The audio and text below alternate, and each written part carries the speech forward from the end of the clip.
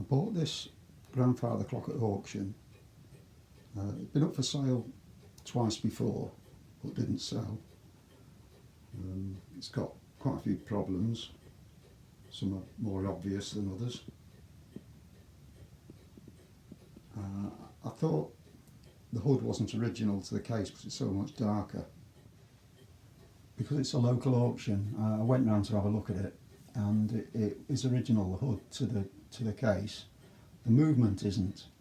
The dial's clearly far too big, and those funny star-shaped things are where it's plugged the old winding holes, so the dial's not original to the movement either.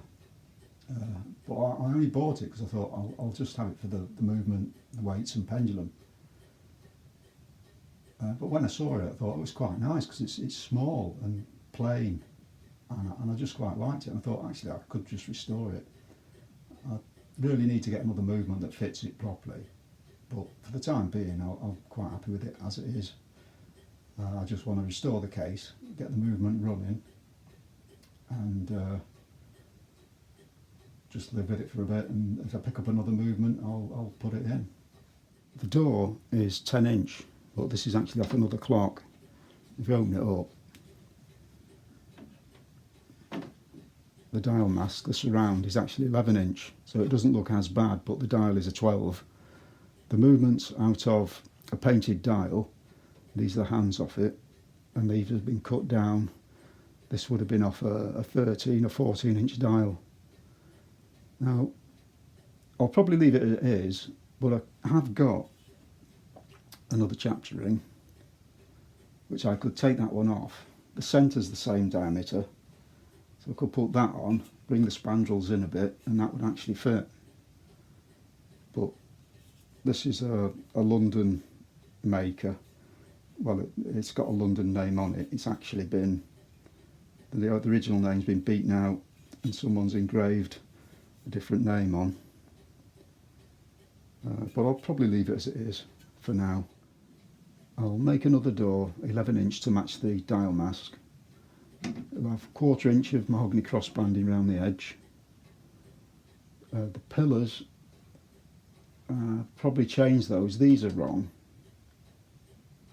They're just top ones. You shouldn't have those at the bottom anyway, but they're wrong. This would have had either just a plain wooden pillar and the capitals been in wood. I suspect the capitals were gilded originally, but whether I just have them as wood or not, I don't know. But these will have to go.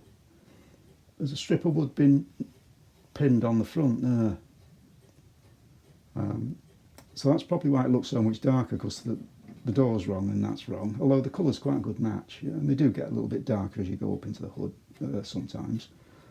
But once the door's been replaced, I'll peel this off and see what's behind it. Try and find out why that's been put on. Obviously new hinges, because these are just a little bit rubbish. The trunk's in very good condition. There's nothing to do with that really. The lock's missing. The door's got a little bit of a twist in it, but not enough to worry about. This return moulding at the top's missing, so I need to make another piece of that. These have been pinned on. I think they've been off at some point, so I might need to take them off and just reset them.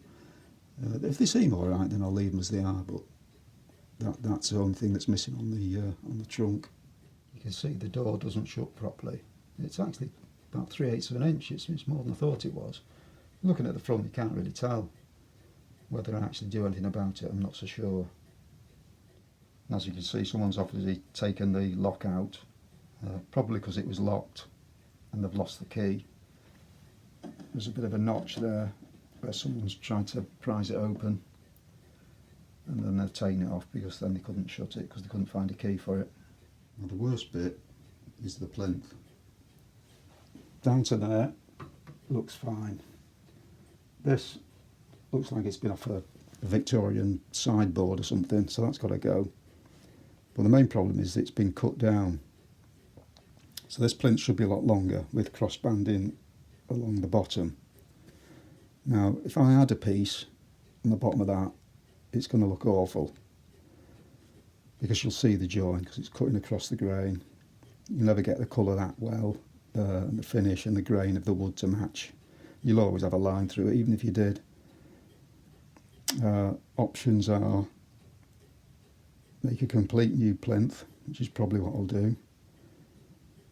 I could add some on and then veneer over the top with some thin oak veneer and then crossband it again, and that'll disguise it. But I think it's probably easier just to make another one. Now I do have this off another case. It's slightly wider, but once I get it off all this other bit, I can, where it's cracked in the middle, I can just plane that down until it's the right width. The only problem is the crossbanding's got this bit of decoration in the corner, which I don't really like. It doesn't suit that case, so I probably won't bother with it, but it is an option if I clean it up and the colour's a good match. But at the moment, I think the best bet is just take that plinth off, make a complete new one. And the feet wouldn't be OGs like that, it'd be a flat bracket foot. The corners aren't canted, there's no pillars in the trunk, so it would have had a flat bracket foot. Although I have seen sort of Victorian ones with square corners that do have OGs on them, but this one wouldn't have had it, it would have had a flat bracket. And I've got a few patterns of those, so that's not a problem. You might have noticed the winding holes aren't level either. My seat board's been jacked up this side, but the dial's sitting square, so the dial's been put on crooked. The original winding holes, if they're exactly where they were, they're the same. Until I take it off and have a good look, I don't know what's happened there, but like I say, I'll just live with it as it is at the moment. I will make some new hands because they're just no good at all. The movement's absolutely filthy. It's got this steel wire on as well, which I need to replace with gut. It needs a good clean. There doesn't seem to be much wear in it. It looks pretty good. Some of the leaves at the front have been repaired before in the past. They need doing again. There's bits of solder on them and bits of wire that shouldn't be there. The crutch is broken.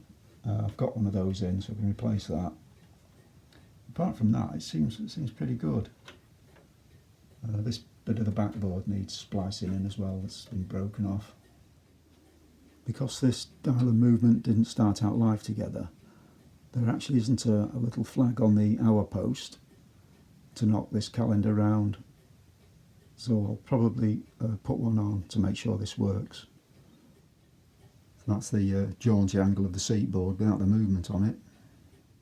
So that's another little project of mine I need to get on with. I don't know when.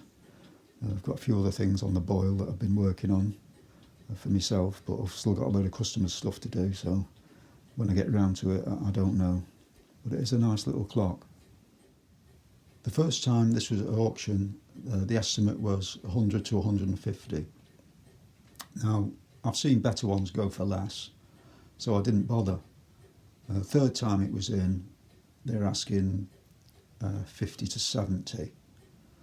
So I went down, registered, got my little flag, and he was asking about 50 to start with, I think, or maybe a bit more. And he dropped it down to 30. So I stuck my hand up, no one else bid, and I got it for that, plus a little bit of commission, which is fine.